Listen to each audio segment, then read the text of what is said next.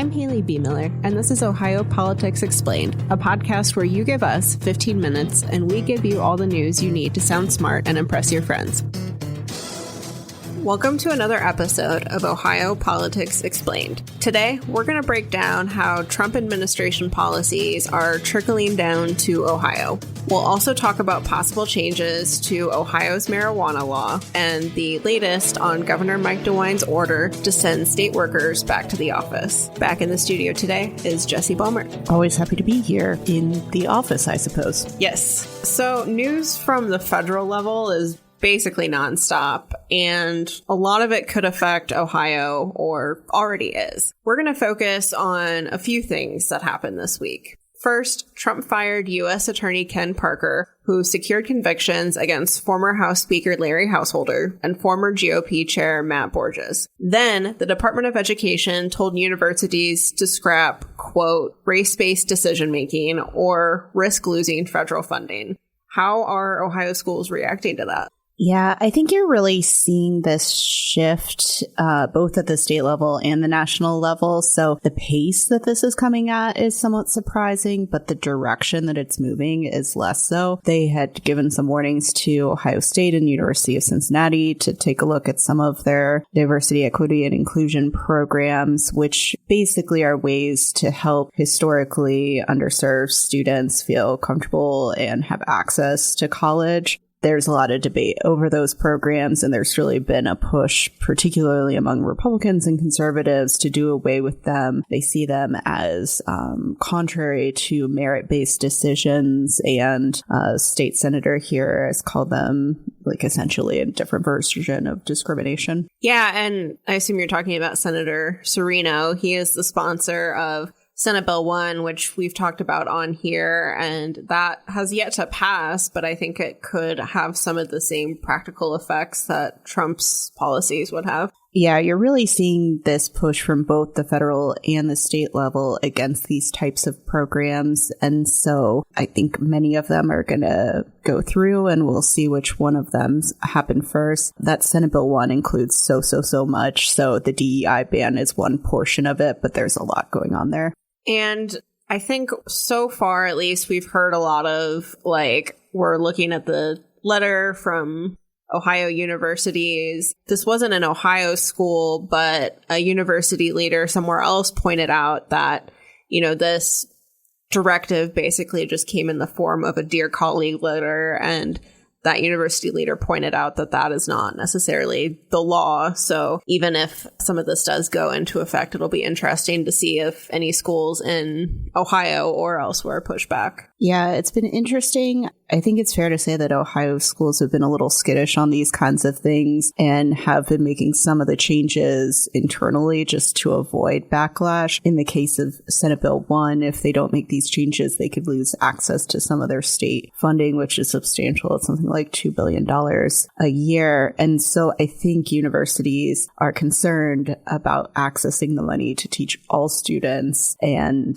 the people who hold onto the purse strings here, which certainly could also be the case on the federal level. Right.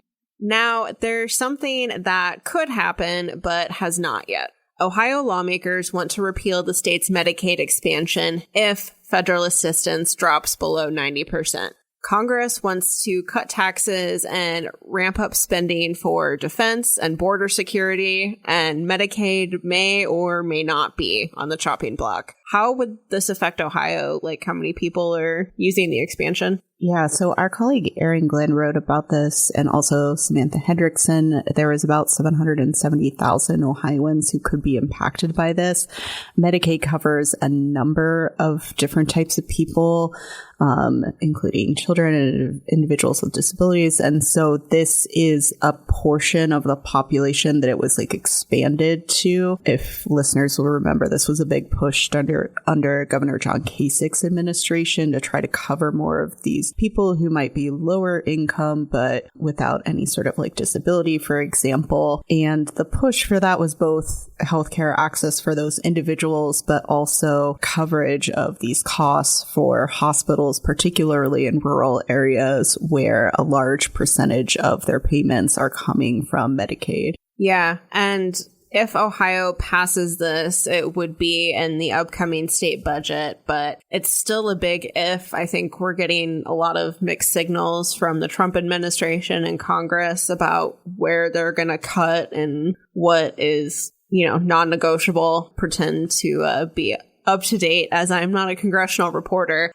But I think, there's still a lot of open questions about whether this would even end up happening. Yeah, it's interesting whether Ohio lawmakers will approve it in the state budget. And then if they do approve it, will the federal administration drop it below that 90% threshold? So those are two things that are kind of up in the air. I think for the Republicans that are supportive of this principle in Ohio, the concern is Ohio is going to be on the hook for all of this money if the feds do decide to kind of disburse, not put forth the cash for this. So yeah, a lot of uncertainty on that front. Let's turn to marijuana.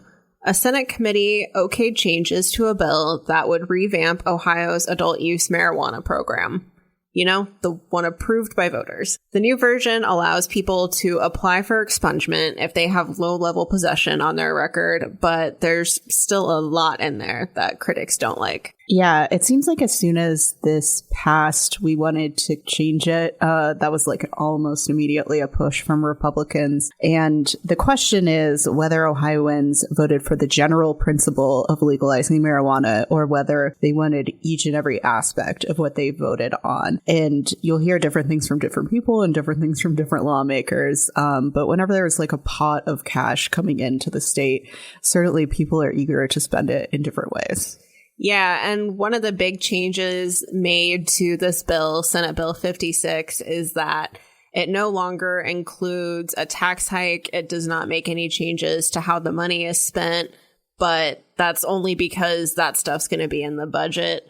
I think there's still very much an appetite between DeWine and the legislature to increase taxes on rec products and change where the money goes, where that ends up going. I'm not sure. That's still up for debate, but I definitely don't think we've heard the last of the money discussion, at least. Yeah, I feel like there's been so much focus on this. Where are we with Delta 8 and all of those products, or has that been reintroduced yet? There is a new bill that would address Delta 8 and gray market cannabis. It was introduced last month, I believe. It also goes after THC beverages, which I know the breweries are not going to be happy about because they've tried to enter that market to make money. So I think marijuana is the priority right now. There's been a whole other debate about whether Delta 8 and marijuana should be in the same bill, but at least for now they're not. Yeah, this is certainly something that's not going away at the Ohio legislature anytime soon, but not something we're going to have an answer on this week, I don't think. Nope. Our last topic is the state's return to office plan. The largest union tried to push back against DeWine's order that state workers must start working in the office again. But the administration denied their request to negotiate a remote work policy. What was the thought process behind the union's complaint?